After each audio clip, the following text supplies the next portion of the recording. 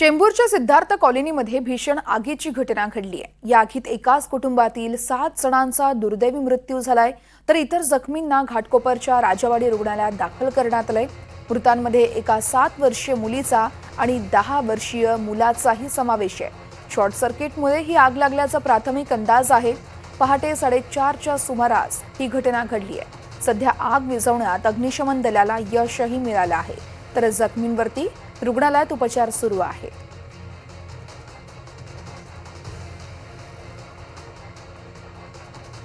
एकाच कुटुंबातील 7 जणांना आपला जीव गमवावा लागला आहे। यामध्ये 2 चिमुकल्यांचाही समावेश आहे।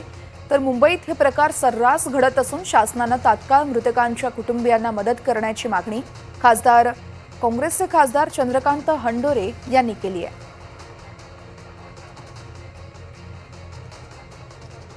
सकाळी काहीतरी 4-4:30च्या दरम्यान या ठिकाणी मोठा स्फोट झाला आणि घराला आग लागली। त्याच्यामध्ये त्यांची फॅमिली वगैरे होती। 7 जणांचा मृत्यू याच्यामध्ये झालेला आहे। अत्यंत दुर्दैव अशी ही घटना सिद्धार्थ कॉलनीमध्ये घडलेली आहे।